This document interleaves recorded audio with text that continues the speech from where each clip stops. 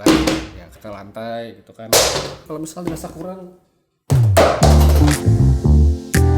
hai, apa kabar semuanya? Kembali dengan Putra Reza di Project Review. Ada handphone baru lagi dan sekarang waktunya kita ngebahas tentang smartphone dari Oppo. Ya udah lumayan lama saya nggak ngebahas produk dari mereka. Dan sekarang ada seri Reno yang baru aja meluncur. Ya di tangan saya sekarang ini adalah Oppo Reno 12 5G. Seri Reno yang kali ini bakal menurut saya sedikit berbeda dari sebelumnya karena ini akan menjadi smartphone pertama Oppo yang benar-benar mengedepankan AI. Ya 2024 banget kita ngomongin soal AI.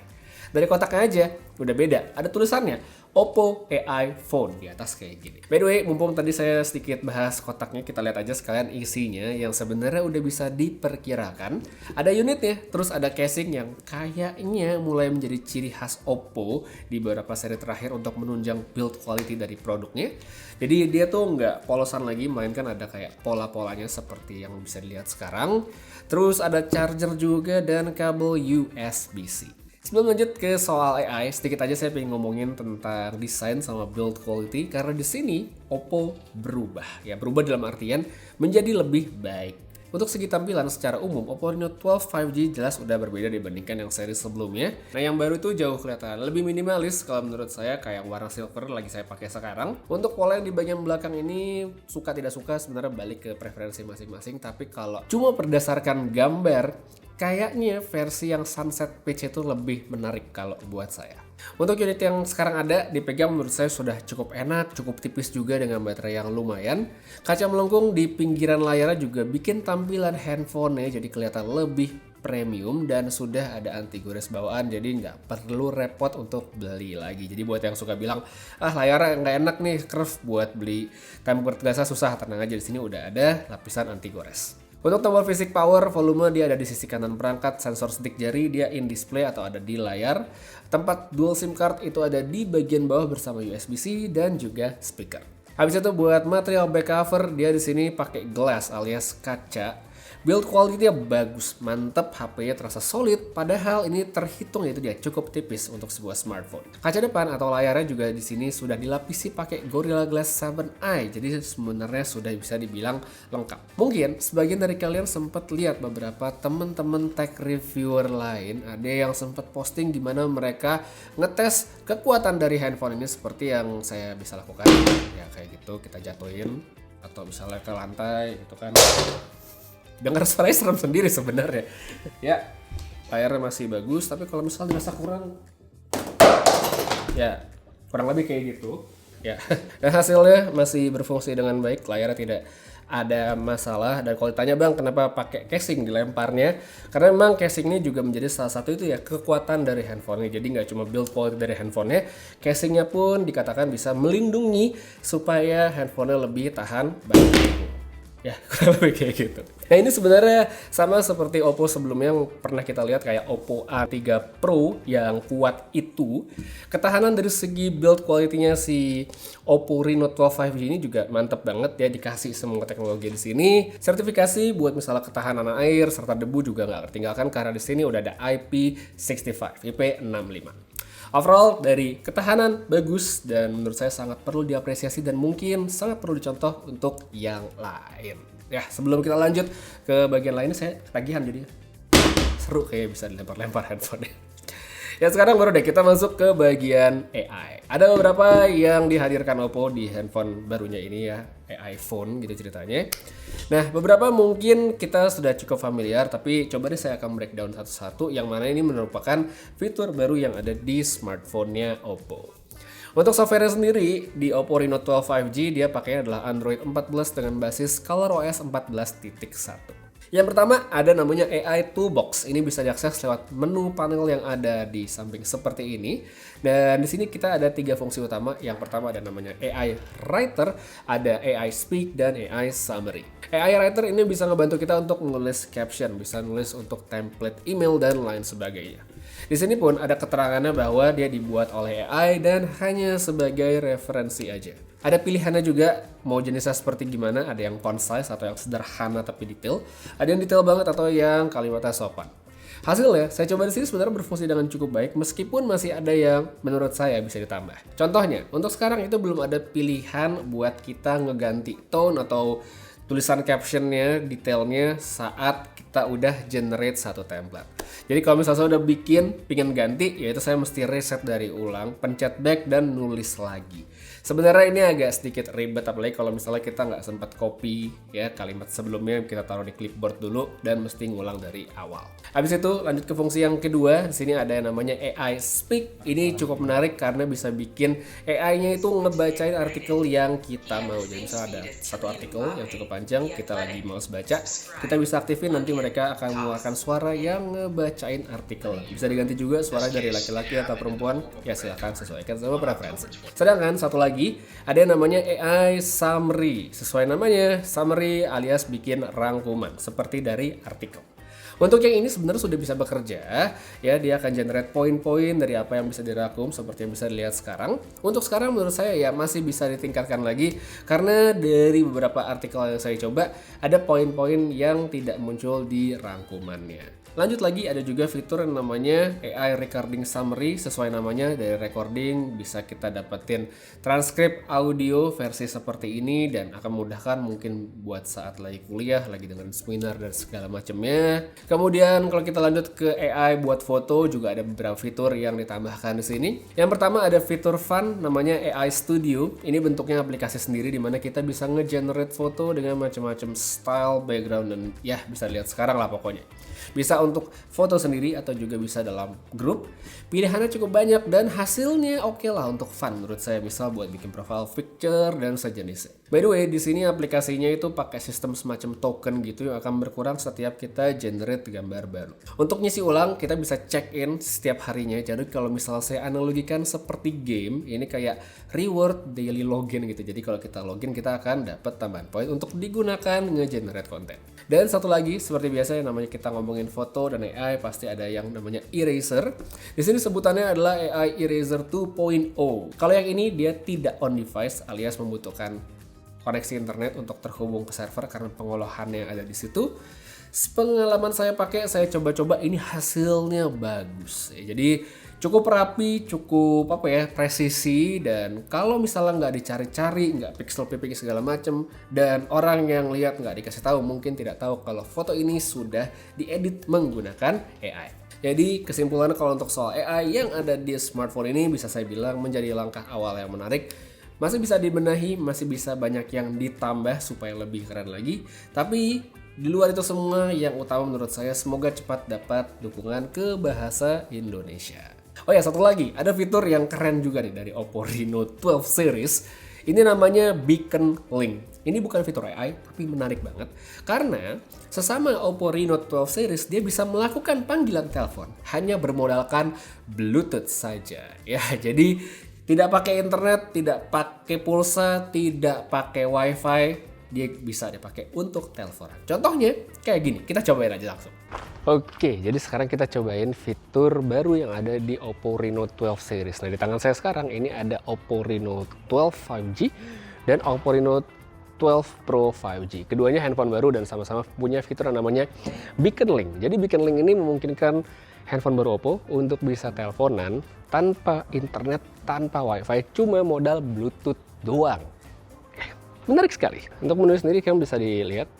Ya, ini dalam setting, kita pencet yang mobile network. Ada pilihan Beacon Link. Ya, jadi kita tap aja. Nah, ini sini kita bisa lihat dia bisa diatur untuk bisa ditelepon, konteks only atau siapa saja. Ini ada nama perangkatnya. Dan untuk kita tes aja dulu. Saya coba telepon di sini, bisa lihat itu airplane mode kedua-duanya, nggak ada wifi, nggak ada seluler, dan bisa ditelepon. Nah, untuk mencoba bagaimana kualitas audionya, ya apakah oke atau enggak, abis ini saya bakal sama si Doni kita coba teleponan. Saya di sini, dia di ujung sana, kita cobain kayak gimana audionya. Oke, jadi sekarang kita cobain si fitur Beacon Link. Ini teleponnya udah masuk dan si Doni ada di ujung sana, ya dia di ujung sana. Handphone di sini coba kita angkat, kita cek kualitas audionya. Oke, dan aman, suara gua kedengaran. Coba lu ngomong kencengan lagi. Halo. Oke, kedengaran. Kalau suara kedengaran, coba angkat tangan kanan. Angkat tangan. Oke, aman. Nah, sekarang coba lu jalan ke itu deh. Sorry. Co- Ada motor, kenapa? Coba lu jalan menghilang dari situ Jalan. ke arah gerbang coba. Ada gerbang.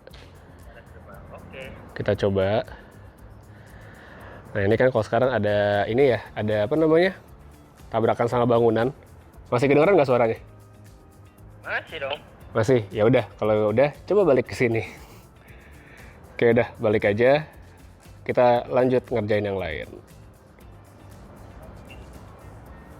Oke, nah tuh dia balik aman berarti. Beacon linknya bekerja. Oke, cukup kayaknya kita ngomongin soal AI dan fitur-fitur berbasis software yang ada di Oppo Reno 12 5G. Sekarang kita masuk ke bagian specs, experience, performa. Di sini kalau dibandingkan yang versi sebelumnya Oppo Reno 12 5G jelas ada peningkatan. Untuk chipset dia pakai Dimensity 7300 Energy for Reno, jadi chipset yang cukup spesial. RAM-nya gede ada 12 GB serta untuk kapasitas internal saya coba di sini dengan 256 GB.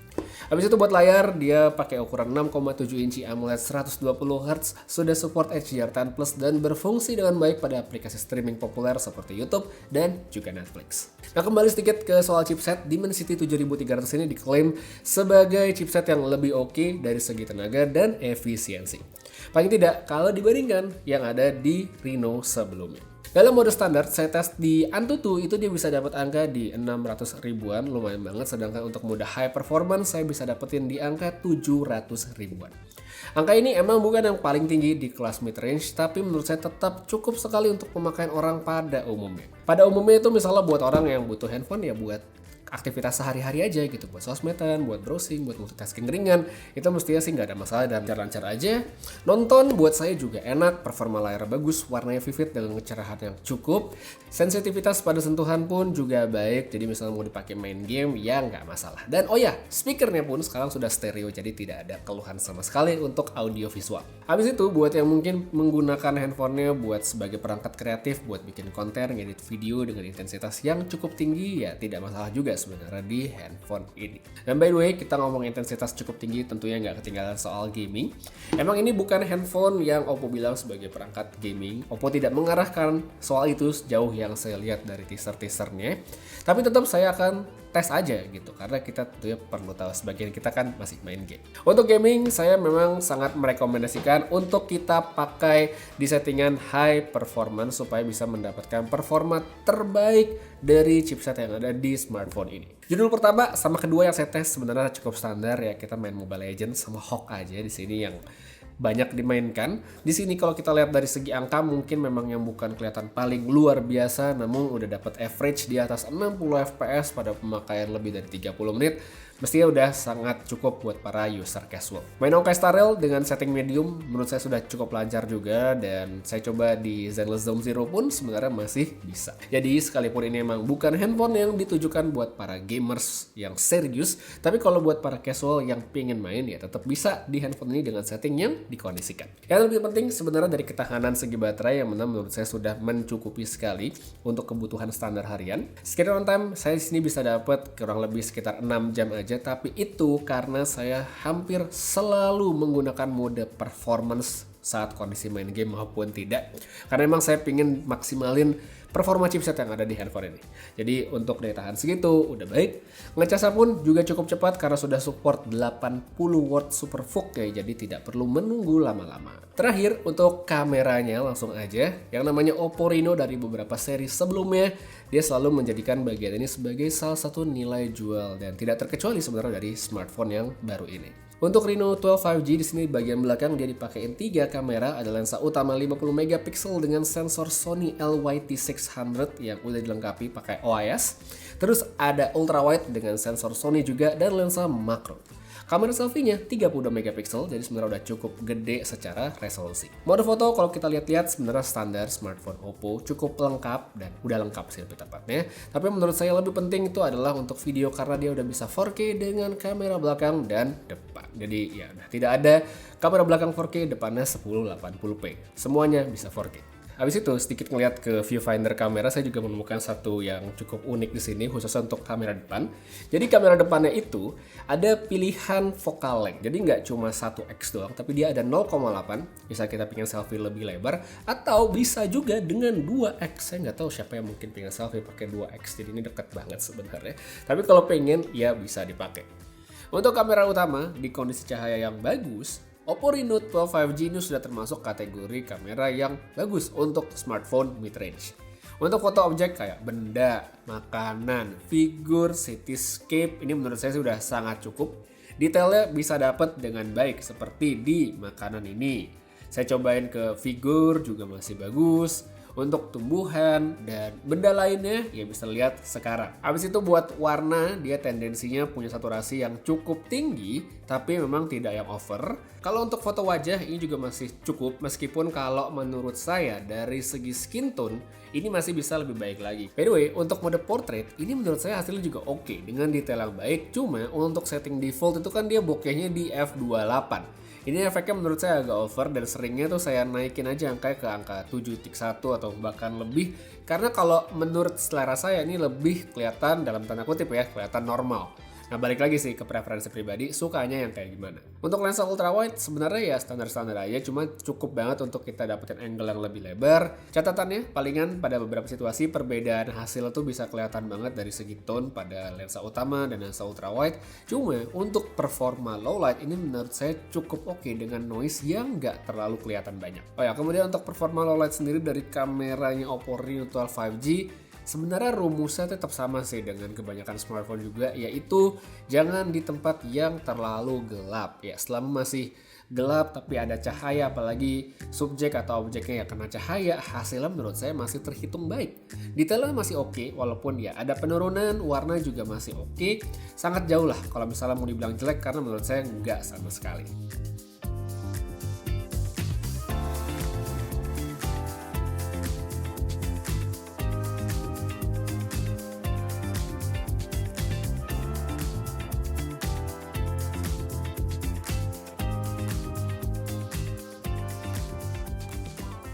Oke, sekarang ini sampel video, kita cobain aja Reno 12 ya, Reno 12 5G 4K 30 fps siang hari outdoor yang sangat lagi lagi sangat terik sekali.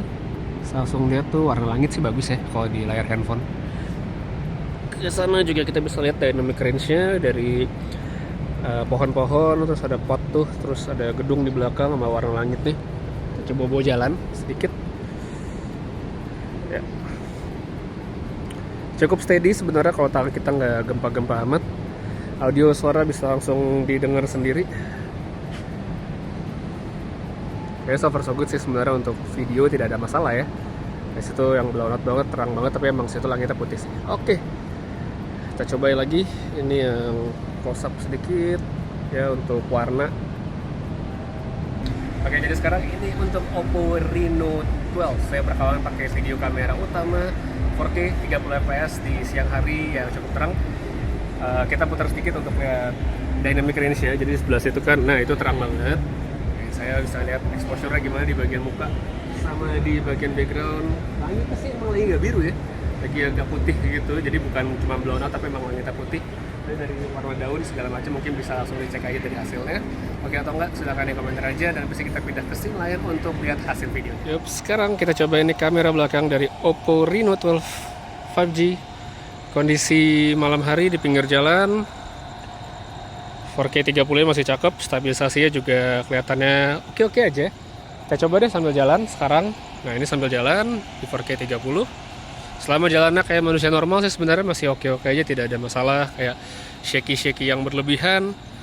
Dan bisa diandelin lah kameranya dari hasil videonya seperti sekarang. Kalau mau lihat detail kayak misalnya ke sepatu nih, nah itu masih dapat selama masih ada cahaya. Jadi selama nggak terlalu gelap, seharusnya tidak ada masalah dari kameranya. Oke, sekarang kita pindahin deh kamera depan, kita cek juga. Oke, jadi sekarang ini untuk perekaman video kamera depannya Oppo Reno 12 5G outdoor malam hari di pinggir jalan saja dengan pencahayaan lampu jalan ya lumayan terang sebenarnya, tapi ya tetap malam, si low light juga.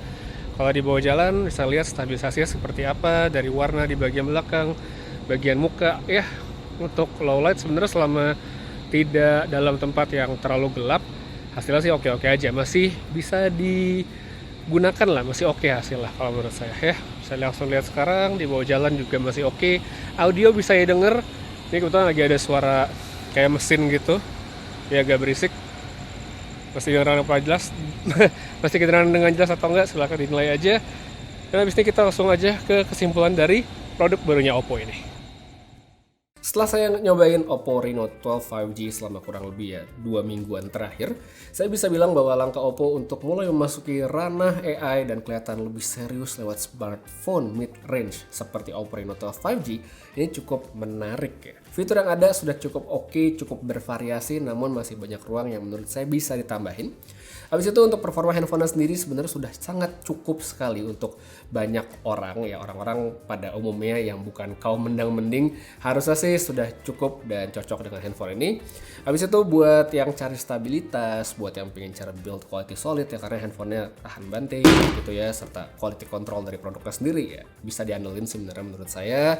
Kemudian kalau dari segi harga ya mungkin kita bisa lihat bahwa dia bisa dibilang agak tinggi, tapi balik lagi ini emang bukan buat mereka yang kaum mendang-mending. Jadi kalau misalnya kalian ngerasa fitur AI yang dikasih Oppo di smartphone barunya ini berguna dan bakal kepake banget, terus gambaran performa dari pengujian saya tadi juga dirasa cocok dengan pemakaian kalian, ya mungkin Oppo Reno 12 5G ini bisa kalian pertimbangkan karena sudah bisa kalian beli juga. Jadi buat yang pengen tahu lebih lengkap, ada mau langsung beli ya, saya taruh aja linknya di kolom deskripsi di bawah. Untuk sekarang, kayak segitu aja dulu buat reviewnya kali ini. Makasih banyak nonton sampai habis, semoga bisa menjadi referensi bagi yang membutuhkan. Putra pamit, sampai ketemu lagi di video berikutnya. Dan seperti biasa, have a nice day.